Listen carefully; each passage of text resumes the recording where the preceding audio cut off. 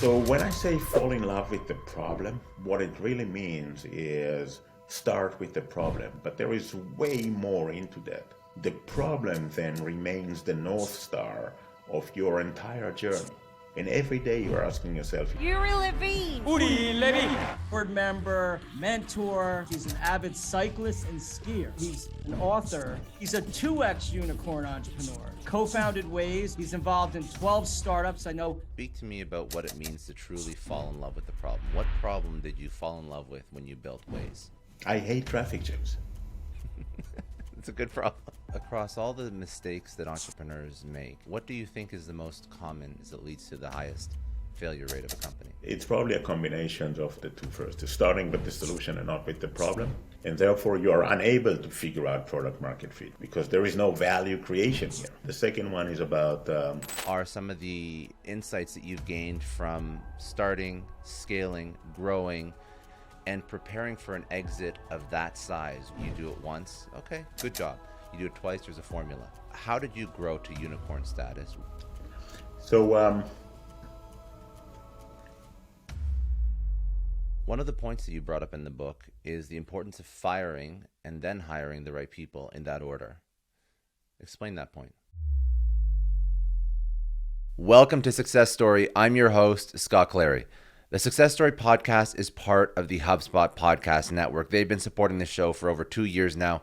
And when it comes to running an incredible business, HubSpot's got your back. Now, if you're an entrepreneur, you know that nothing matters more than generating revenue, but salespeople aren't just closing deals, they're tracking down leads, they're forecasting growth, they're whipping up reports, managing contacts, creating content, crunching numbers.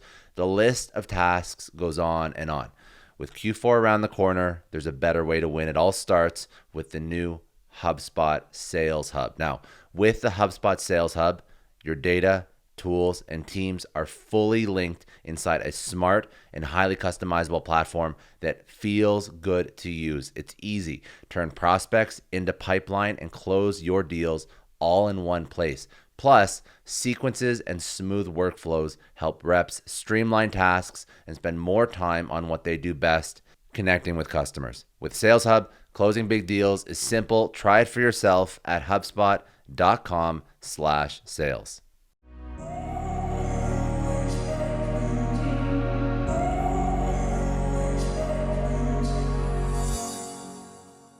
So I think there were many of them, but essentially I grew up in a house that my parents encouraged me to try things, right? So if I would come to them with a great idea or lousy idea or any idea, they would say, why don't you give it a try? And there was no judgment afterwards. And the result is that,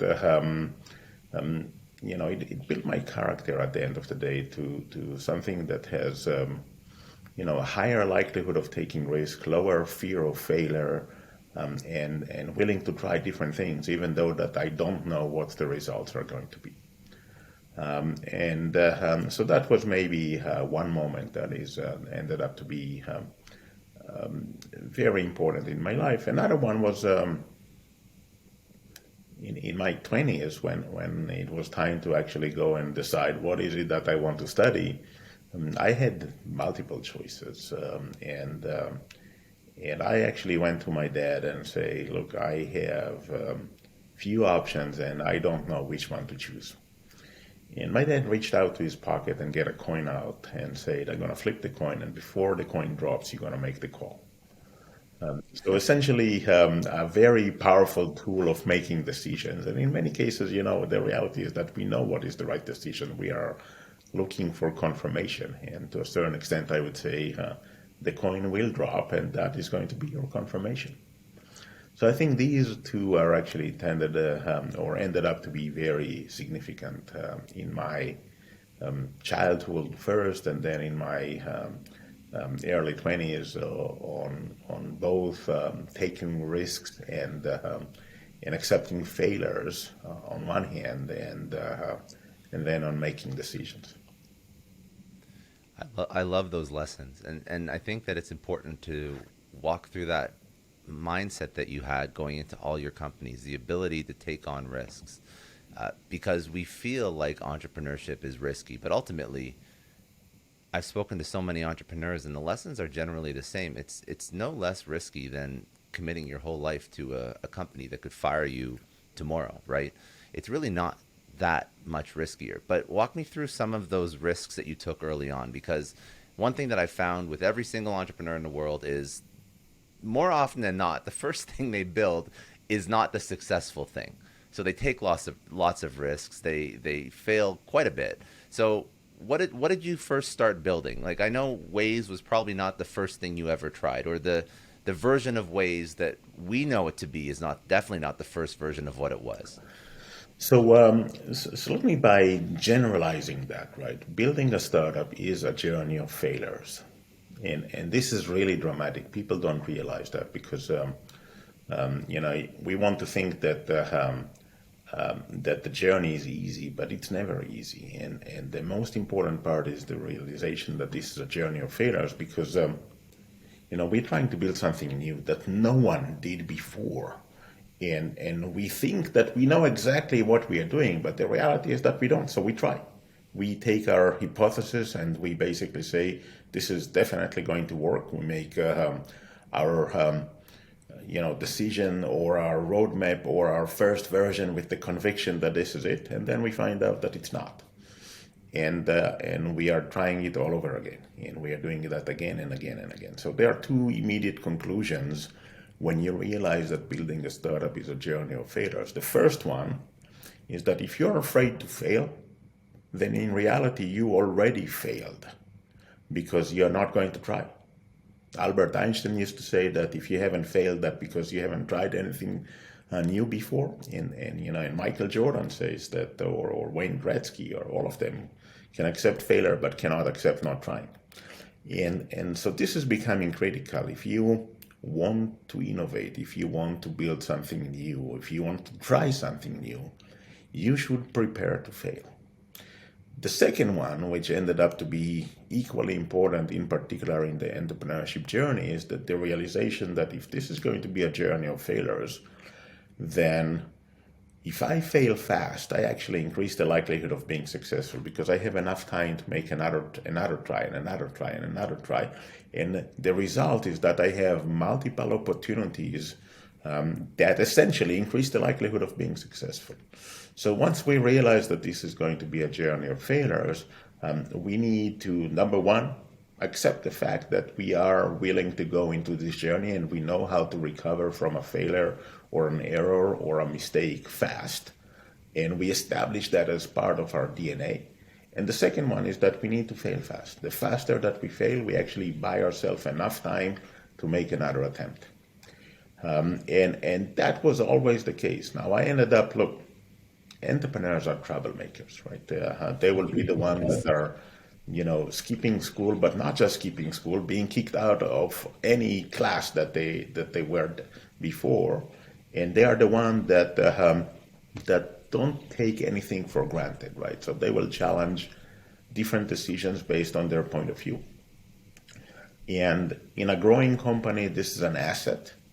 In a stabilized company, this is a nightmare because you become, the one that challenge everything, right, and don't accept anything for granted. And the result is that you will get fired eventually. Troublemakers will get fired because corporates cannot survive with troublemakers. And you're right, Waze was not the first startup that I was involved with. I actually started my career as a software developer at the Israeli military service, the IDF. Mm-hmm. And I spent there about 6 years, and then I became software developer at Converse Technology. Now, we tend to forget exactly what Converse was, but long time ago, there were voicemail systems that were actually doing call answering for most of the services, and the Converse was the market leader of those. And that company turns out to be very successful when the mobile started to become relevant, and so there were more and more and more mailboxes that we have sold. And over the years, I realized that there are different things that I would like to build, and in multiple cases, they asked me to stay and build that in-house. So as long as Converse was a growing company, there was an opportunity for me to try to build new stuff within the company. As soon as that growth stopped, then I realized that I need to go someplace else. And my first startup was about mobile email back in 2000, and that ended up to be unsuccessful. And after that, I took a pause from building startups, and I went to work for an American corporate. And after that, I went back to Tel Aviv and was helping different startups until 2007, and this is where we started Waze. And so, Well, I just wanted to ask you something about failures, because you mentioned something very important: failing fast. So in that startup that failed, how did you know when it was time to call it quits? How do you fail fast? How did you fail fast? So let's separate between shutting down a company and failures or errors or mistakes throughout the journey, because the journey is very important in the sense that you have, everything that you would have in your roadmap. For me, it's a list of experiments that you're going to conduct, and you will try with the first one that you think that is going to work, and you will end with the first one that is actually working. There is a nice story that I heard about LinkedIn. I don't know how true it is, but for a second I would say, let's assume for a second that it's true.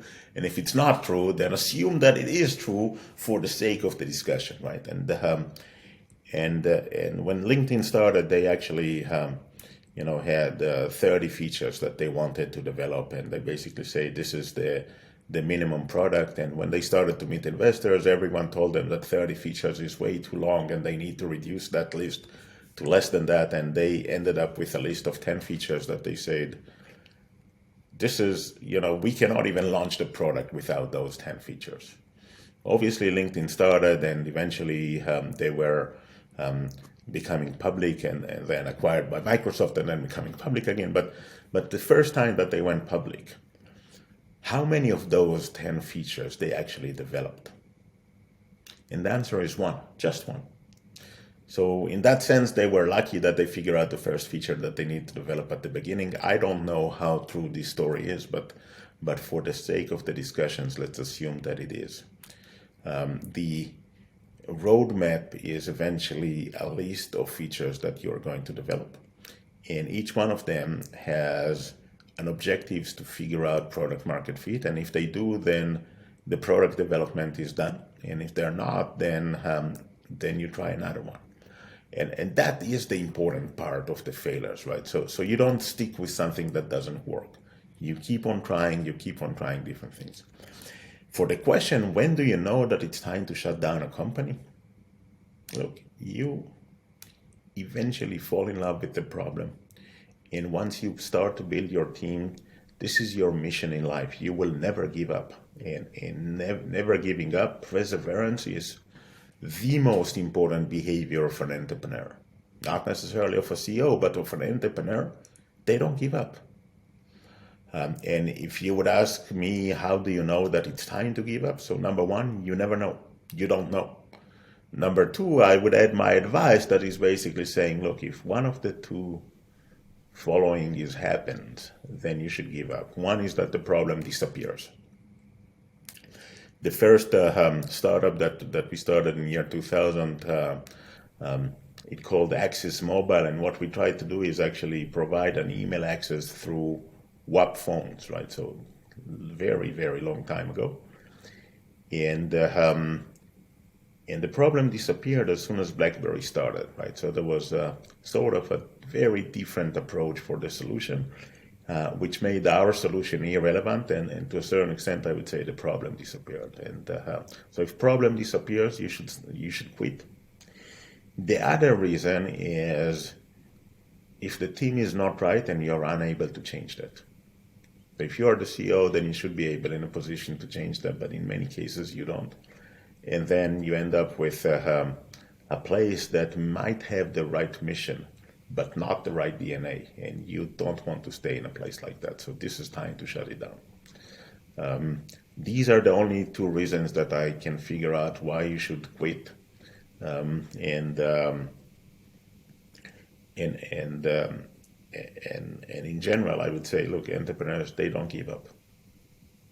I know that's something. So I think that what I value that lesson so much, because the concept of never giving up, it does conflict with the concept of failing quickly. So it's good to have an understanding of what your organization is growing into, what you're, again, the problem you're trying to solve, is it still there? And then the other point you mentioned, the right people. But let's talk about the problem, right? I mean, you wrote a book. So for a second, I would say, yeah, and I'm stopping you for a second. Okay. yeah, Think of the following, right? When you go into this journey, there is a problem that you're trying to address, right? And this is becoming your mission, right? So for a second, I would say if the mission is right and the team is right, then you shouldn't give up. If one of them is going away, then you should start to consider. If both of them, then definitely you should consider of giving up. But the journey of failures is not about the essence of the startup. The essence of the startup is about the problem they're trying to solve, the value that they're about to create. It's about the way to get there. And the way to get there is a journey of failures. Understood. I understand. Okay. I want to understand the title of the book that you wrote, Fall in Love with the Problem, Not the Solution. So we're dancing around this now, but speak to me about what it means to truly fall in love with the problem. What problem did you fall in love with when you built Waze? I hate traffic jams. It's a good problem. It's just, end of the day, I'm pretty sure that you have met many entrepreneurs. They all have a starting point that touched them on a personal level, right? And not all, but most of them. And in many cases, this is about frustration. So you run into something and you ended up being frustrated, and then you tell yourself, no, this is something that I'm going to change. There is no way that this is how it works. And this is the key driver for most of my startups, is running into situations that I tell myself, wait a minute, am I the only one that is getting frustrated because of that? And then you start to discuss that with or speak with other people until you realize that this problem is real, or at least the perception of the problem is real. And so for me, the journey is always about starting with a problem. So finding a problem, a big problem, something that it's worth solving, something that the world will become a better place if we solve that. And then the next thing that you really would like to do is ask yourself, so who has this problem? Now, if you happen to be the only person on the planet with this problem, then I would say, go to a shrink. It's much cheaper than building a startup, right? But if a lot of people actually have this problem, then go and speak with those people and understand their perception of the problem. And only then build a solution. Now, if you follow this path and your solution works, it's guaranteed that you're creating value.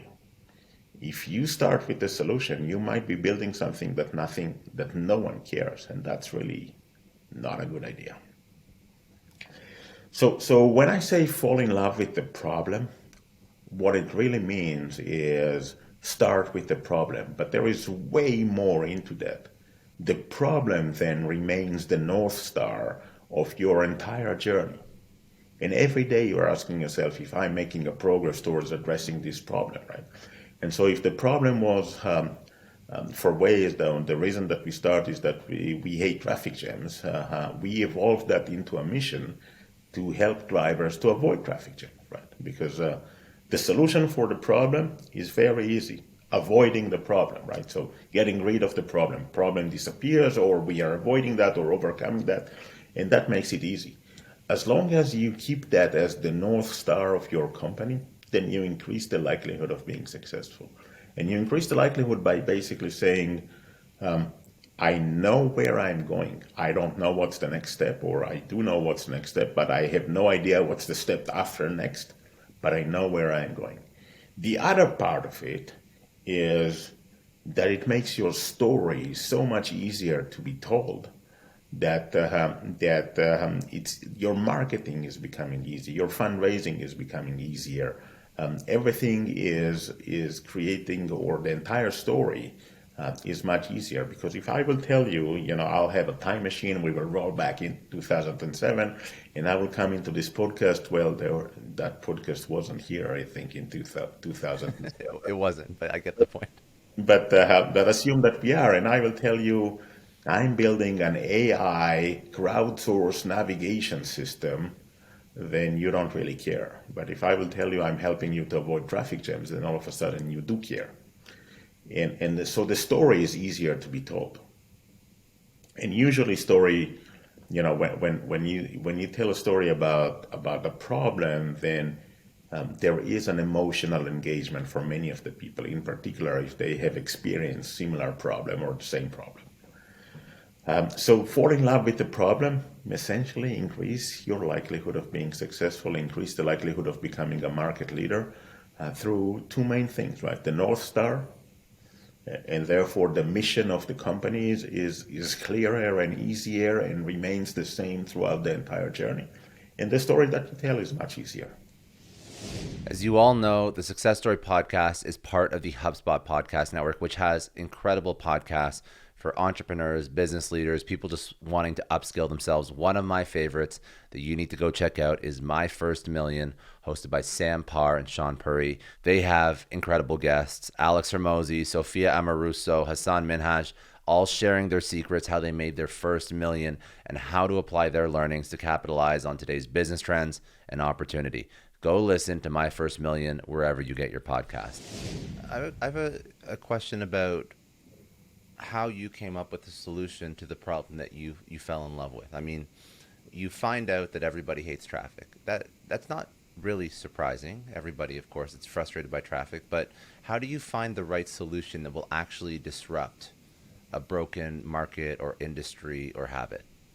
So in the case of Waze, that was actually a combination that were coming from two different places. One came from Ehud Shabtai, the CTO of Waze, and the other one came from my perspective. And for me, that was back in 2006, that we were spending a vacation in the northern part of Israel. And back then, essentially, there were only two roads that you can go back to Tel Aviv. And we were about 10 different cars, and at the time we had 4 little kids, or relatively little kids, and it took us a while to leave. And by the time we left, everyone else was already on the road. So I started calling them up, trying to figure out what is traffic jams like in their path. And I realized, and obviously some of them told me we are on this road and this is really packed, and some of them told me we are on the different road and it's not that bad.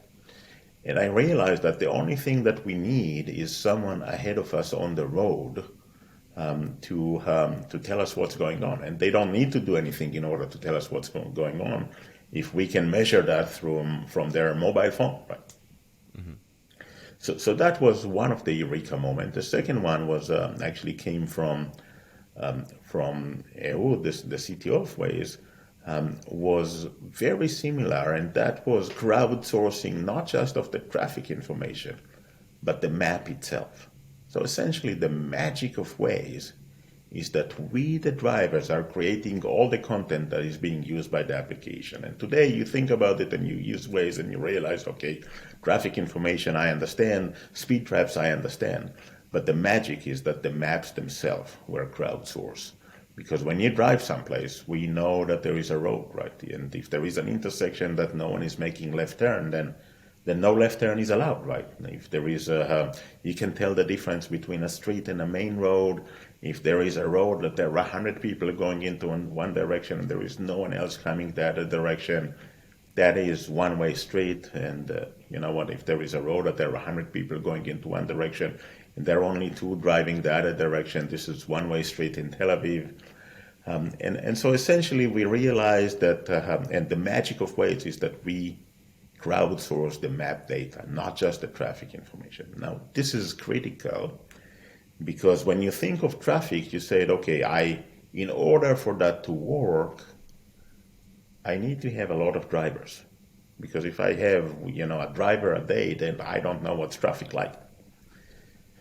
But in order to have a lot of drivers, then I need the application to be free. Otherwise, people are not going to pay for it. In order for the application to be free, we need to create our own maps, because at the time, licensing the maps was extremely expensive. Mm-hmm. And so the real magic of Waze is the crowdsourcing of the map. The idea of crowdsourcing of the map in order to crowdsource the traffic information what made Waze essentially so much more successful than any other driving app. And if you that one sentence, fall in love with the problem, it's not a static sentence. It's not a static concept or thought, because what I'm seeing now is even the way that you built the business model is obsessing over the problem that your users have, because the fact that you made it free, that's a business model choice, right? That you have to find alternative revenue streams now. So speak to me about the concept of falling in love with the problem over the life cycle of a company, an app. How do you constantly continue to understand your users so that as you build up the business, look for different business models, different directions, different paths, it's always derived back to and focused back on falling in love with the problem that your users are experiencing? So for a second, I would say the mission is about the problem, right? So we are going to help drivers to avoid traffic jams, and that remains the mission from the first day of Waze until the day of the acquisition, and actually up until now. But when you think of a startup journey, then you realize that there are multiple phases into this journey. And the first is always the same. It's about product market fit. And product market fit by and large is about creating value to your customers or to your users. And so if you don't figure out product market fit, you will die. As simple as that. In fact, you never heard of a company that did not figure out product market fit. They died peacefully, and you didn't hear about them. All the companies that you have heard of, it's after they figure out product market fit. Now, getting there is a long journey. It was 3.5 years since 2007 until the end of 2010 for Waze. It was, 5 years for Microsoft. It was 10 years for Netflix. It was many years for each and every company that you know to figure out product market fit. And this by itself is a journey of failures, right? Because you're trying different things until you find one thing that does work. The day that you figure that out, the day that you actually creating value to your customers that they are keep on coming back, is the day that you need to switch journeys. And the journey of product market fit is now to a certain extent ended. Now, if you want me to demonstrate that, that's really easy. Just imagine, all the applications that you're using every day, searching Google, using WhatsApp, using Waze, using Facebook, using Netflix, Uber, whatever it is. And ask yourself one question, right? What is the difference between any of those applications that we are using today and the first time that we have used it? And the answer is that there is no difference. We are searching Google today the same way that we searched Google for the first time in our life. We're using Waze the same way. We're using Messenger or WhatsApp or Uber or whatever the same way. So once you figure out product market fit, that journey is completed. And then you are up to the next journey, which could be about business model, could be about growth, could be about going global, right? And each one of them is a journey by itself, and each one of them is a journey of failures. And we usually would like to think that we actually control the order, but we don't. The order is actually being defined by the use case of our service. So for a second, I would say all those people that struggle once they figure out product market fit and struggle, okay, should we try to figure out growth now or should we try to figure out business model now? I would say, no, go back to the product and ask yourself 2 questions, right? The frequency of use is the first one. If the frequency of use is high, then you will eventually figure out growth before you are going to figure out a business model. If the frequency of use is low, then you start with figuring out business model before you figure out growth. And the reason is very simple. High frequency of use, you will end up with word of mouth growth.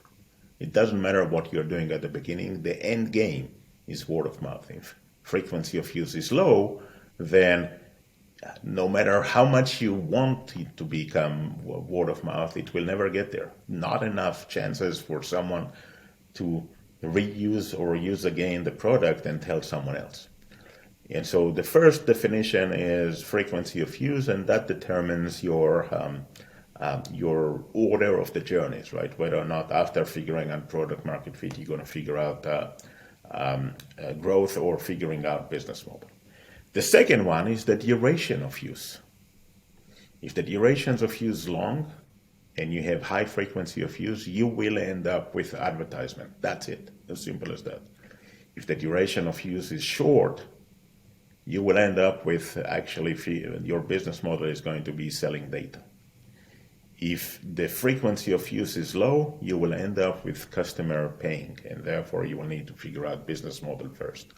And that's really simple. This is in the consumer space. Obviously, in business to business, this is very different. So we would like to think that it's up to us, but it's not. I love that. It's such a very clear framework when you lay it out so simply. What can you walk me through some of these? What my book is doing, right? It's laying out frameworks and then explain to you how you're going to figure that out and what are the actions that you need to do, and it speaks about figuring out product market fit, business models, raising capital, going global, growth, understanding users. And so each one of them is being touched in the book as a separate chapter, and basically saying, this is the framework, you're going to follow this framework, and you increase the likelihood of being successful. One of the points that you brought up in the book is the importance of firing and then hiring the right people in that order. Explain that point. So let me start with a story, right? And I ended up with speaking with many entrepreneurs, and look, there is Uri the entrepreneur that everyone knows, but there is another very strong character set of Uri, which is a teacher. And I mentor multiple CEOs, and I wrote the book in order to fulfill my destiny as a teacher, right? But during my dialogues with entrepreneurs, I spoke with many that their startup failed and asked them why, what happened. And about half say the team was not right. By the way, even though that half say that, it's not true. The reality is that most startup fails because they did not figure out product market fit. But for a second, let's take that, right? So half say the team was not right, and I kept on asking, okay, what do you mean the team was not right? And some told me, we had this guy not good enough, this guy not good enough. We expected the CTO to hire 10 engineers, and he was unable to hire any. So not good enough was one reason that I heard quite often. Another reason that I heard quite often, or a little bit less, but I heard that a lot, is we had communication issues, right? So something that I actually called ego management issues. And then ask them the most interesting question: when did you know that the team is not right? All of them knew within the first month. Within the first month. There was one guy that told me before we even started. Then you say, wait a minute. If you knew within the first month that the team is not right and you didn't do anything, the problem was not that the team was not right. The problem was that you as a CEO did not make hard decisions. Firing is hard decisions. Hiring is easy decisions. Making hard decisions is hard. And this is why it's way more important. In fact, if you look at successful companies, then you would see that one of the most significant behavior of the CEOs is making decisions with conviction. When you don't make a decision, the problem is not that you are going to someplace that it's out of your control. The problem is that everyone knows, right? So just imagine that there is someone in the team that shouldn't be there, right? And that someone it doesn't matter if this is because of poor performance or poor relationship with other employees. The result is that it shouldn't be there, right? Everyone knows. Everyone knows, and the CEO doesn't do anything. And therefore, firing is way more important than hiring. And to a certain extent, if there is someone that is hiring people, I would say the most significant takeaway that you can take from this podcast is the following, right? Every new hire that you have throughout the entire organization, 30 days after this hire, ask yourself one question. Knowing what I know today, would I hire this person? Now, if the answer is no, then fire them immediately. You already put them in a situation that they are not going to be successful. And the longer that it's going to be dragged, the more damage that you create to the organization and to the leadership. Now, the reality is that if there is a team that is not right and the CEO doesn't do anything, in a small startups, the top performing people would leave. They would leave because they have a choice. And that's the beginning of the end. So, when I wrote this book proposal, and I sent that to different publisher, most of them told me, no, it should be hiring and firing. And I said, no, it should be firing and hiring. Firing is hard decision. Hiring is easy decision. You should learn how to fire first, and then you should learn how to hire. Across all the mistakes that entrepreneurs make, and we've mentioned a few and spoken about a few, what do you think is the most common? Is it the hiring, the lack of conviction to fire? Is it the lack of ability to find product market fit and to look at a problem and instead focus on the solution? What do you think that one thing is that leads to the highest failure rate of a company? It's probably a combination of the two first, starting with the solution and not with the problem. And therefore, you are unable to figure out product market fit, right? Because there is no value creation here. And the second one is about having the wrong team and inability to fire or inability to make hard decisions. So not figuring out product market fit, which is usually the result of starting with a solution and not starting with the problem. Now, obviously, we can think of very successful company that started with a solution, right? That no one even knew that there is a problem there, and ended up to be very successful. But at the end of the day, when you look at most of the successful company, they started with a problem.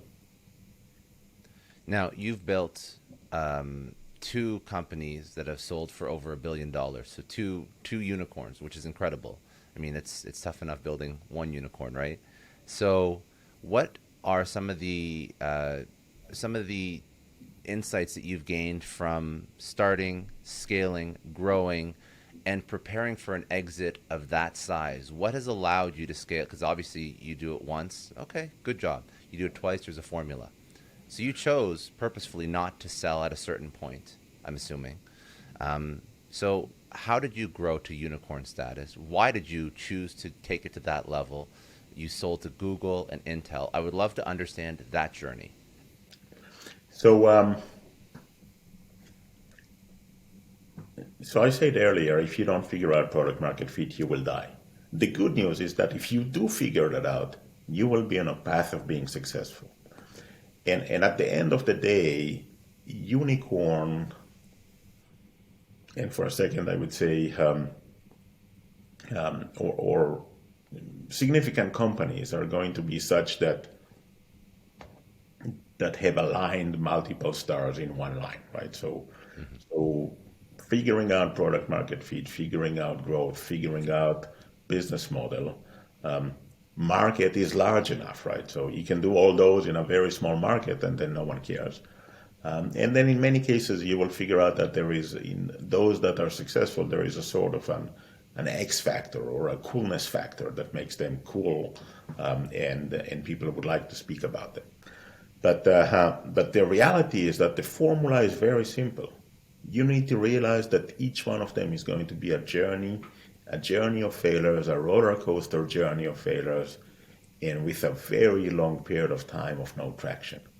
And once you realize that, and you realize that you need to operate in phases, and each phase you focus on one of those missions, right? So you start with product market fit, and then it might be growth or might be business model. And if you figure them out, you're actually building a very successful company.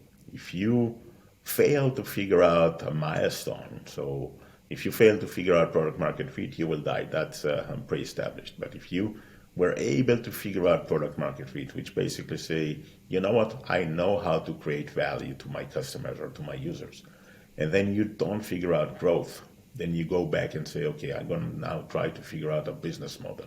And your journey is going to be longer because you each one of those phases, it's 3 years phase, right? It could be 5 years phase. It could be maybe you're lucky and it's only 2, but it's a long period of time to figure that out. And once you realize that you need to operate in phases, and the biggest challenge for the company is when you switch phases, everything that was critical and relevant up until now is way less relevant from this point on.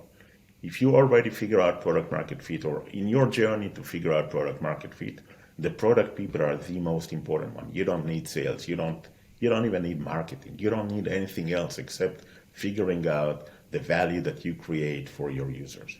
Once you are there, and by the way, product market fit is measured by one metric: retention. People are coming back. And so once you figure that out, then you shift priorities. The most important thing for the company is changing dramatically. And that change, by the way, is very hard for many of the companies. In some cases, you need to beef up the management. In some cases, you need to move people around in order to have the right people in the right place. And this is going to happen throughout the first decade of your journey multiple times. Once you figure out all of them, you are unicorn, maybe decacorn, and maybe even bigger than that. No, so if you figured out these phases, then through your own personal experience, what was the reason for exiting at that point? I guess the question is better phrased as, how does an entrepreneur know when it's time to exit? What's the strategy? How do they set themselves up? Is this something that you've envisioned from day one? Is this something that came to pass because you did have all those ducks in a row, you scaled, you got to a certain point and you realized that this was right time, right place for exit? So walk me through the actual exit event. So for a second, and I would say this is maybe guidance for entrepreneurs, when is the right time to sell? So I would say ask yourself 2 or 3 different questions, right? And the first one is whether or not this is going to be a life-changing event for you. If it is, then you should consider. If it's not, then keep on building. So this is the first one. The second one is whether or not you are an entrepreneur by blood and you know that you're going to build more startups or not. If this is once in a lifetime company for you, then you should consider sticking up with it. If you think that you're going to build another startup after that, then it's a good opportunity to actually leverage an exit and go and build the next startup. And then the third one is, and people, and many entrepreneurs don't think about it until it's way too late, is that the day of a transactions of M&A is changing everything for you. In particular, that you are no longer the owner of the company, right? And now you're becoming part of a larger organization, and you have a boss. And this is very dramatic change for you in terms of the day after, with the underlying assumptions that most of the entrepreneurs, when their startup is being sold, they would like to make sure that the integration work, and they try to take care of the employees. But there is a day after for you, and this day after is very different than the day before. And so these are the 3 key questions that you need to ask yourself as an entrepreneur. Now, in most cases, M&As, they will come to you. You're not going for shopping. They will come to you. If you are creating an abstraction and you're becoming significant, they will come to you.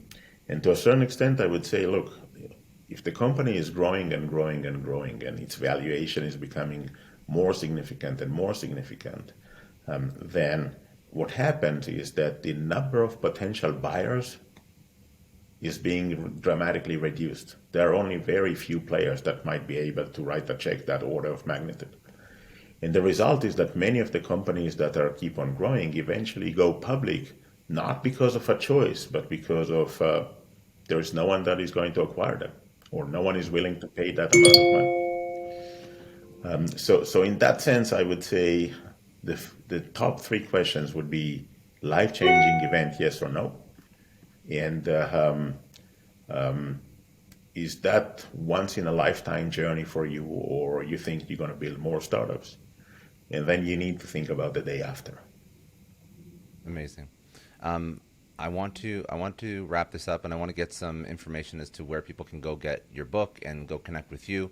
But before we pivot and close this out, what's some last advice that you would want to give over to entrepreneurs that are just starting their journey?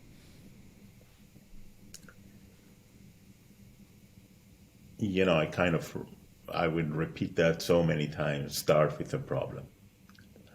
And look, it takes time to fall in love with the problem. It's not that you tell yourself, oh, I have an idea how I'm going to address that.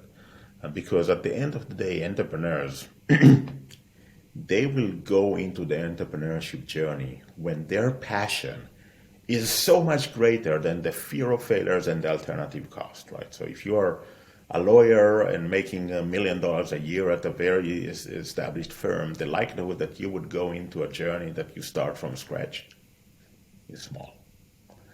And in order for you to go into this journey, you really want to be in love. You really need way higher level of passion for anything else that you have done in your lifetime in order to go through the challenging part of this journey.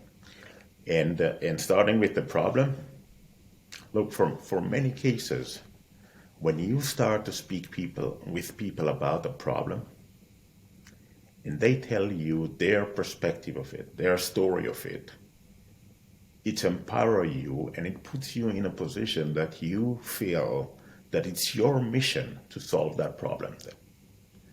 And this is what you need to do.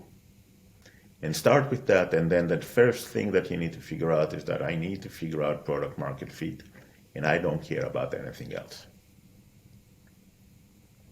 Amazing. If people want to, well, first of all, when is the book coming out? Because I want to just timestamp it so people can go, well, release is probably in about a month, but I think the book's coming out in January. So what's the actual release date? And then where do people go get the book? And then also where do people connect with you so they can go learn more? Because I think that your mission in life now is teaching entrepreneurs, which is very admirable. So I want people to consume more of your content, whatever socials you want to drop. The book is going to be available on January 17th, and pretty much all the bookstores and Barnes and Nobles, Amazon, and so forth. It's available today for pre-order, but it will be shipped only on January 17th. There is, of course, my website, urilevine.com. Where there are some, video presentations and additional information, and LinkedIn and Facebook, essentially. Last question that I ask everyone. So we have all the socials. We'll put all this in the show notes. The book, all this will be great for the audience. But last question I ask everyone, and Uri, this is for yourself. You've had incredible success. You've built multiple companies. Obviously, there have been some failures, some successes, some massive successes. And looking back after you've accomplished everything you've accomplished, what does success mean for you? It's the second time that I was asked this question today. That's really easy for me. It's about value creation, and it's about being meaningful. right? And I have two ways to actually, follow my path here. One is by building startups, and I have about a dozen of them. Then we only spoke about Waze, but there are many others. And it's about guiding and mentoring and teaching through presentations and now through this book other entrepreneurs and other business people and hopefully being meaningful for them.